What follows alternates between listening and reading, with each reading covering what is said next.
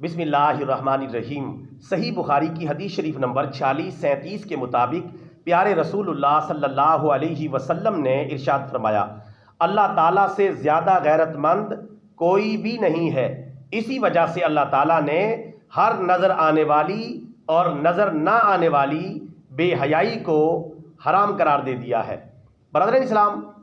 قرآن و حدیث کے اندر مطلقاً بے حیائی کو حرام قرار دیا ہے۔ قرآن پاک میں متعدد آیات مبارکہ ایسی موجود ہیں جن میں اللہ تعالیٰ نے بیان کیا ہے کہ میں نے ظاہری اور باطنی ہر قسم کی بے حیائی، فحاشی اور عریانی کو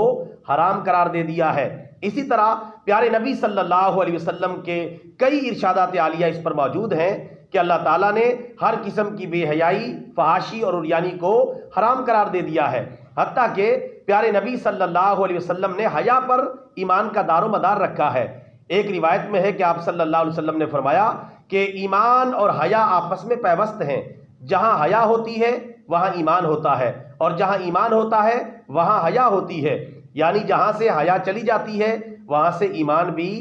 چلا جاتا ہے۔ بلکہ ایک حدیث مبارکہ میں تو پیارے نبی صلی اللہ علیہ وسلم نے بے حیائی کی سخت مذمت کرتے ہوئے اور اس کے بارے میں وعید سناتے ہوئے سلسلہ احادیث صحیحہ کی حدیث شریف نمبر 329 کے مطابق ارشاد فرمایا کہ دیوس آدمی جنت میں داخل نہیں ہوگا۔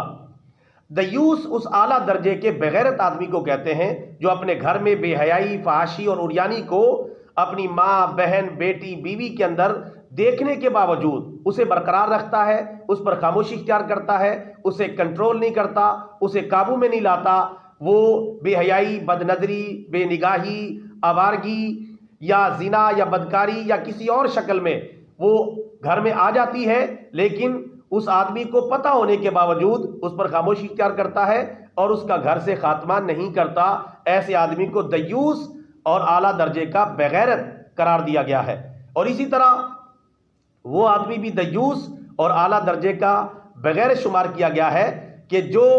یہ پتہ نہیں رکھتا اپنے گھر میں کہ میرے گھر میں کون آ رہا ہے، کون جا رہا ہے، محرم آ رہا ہے، غیر محرم آ رہا ہے، کس سے پردہ ہے، کس سے پردہ نہیں ہے، بلکہ اس نے اپنے گھر کو اوپن کیا ہوا ہے، جو چاہے آئے، جو چاہے جائے، محرم آئے، غیر محرم آئے، اسے اس بات سے کوئی پرواہ نہیں کہ بد نظری، بد نگاہی، بے پردگی، آوارگی، فحاشی، عریانی پھیل رہی ہے، نہیں پھیل رہی، اور برائی حد سے آگے بڑھتی چلی جاتی ہے، لیکن وہ خاموشی نہیں توڑتا۔ تو ایسے آدمی کو حدیث مبارکہ میں دیوس یعنی اعلیٰ درجے کا بغیرت قرار دیا ہے، اور فرمایا کہ دیوس آدمی یعنی اعلیٰ درجے کا بغیرت آدمی جنت میں داخل نہیں ہوگا۔ اس سے آپ اندازہ کر لیں کہ اللہ عز و جل اور پیارے رسول اللہ صلی اللہ علیہ وسلم کی تعلیمات کے مطابق بے حیائی اختیار کرنا کتنا بڑا جرم ہے۔ اللہ تعالیٰ اس جرم شنیع سے ہم سب کی حفاظت فرمائے، آمین۔ وما علینا الا البلاغ المبین۔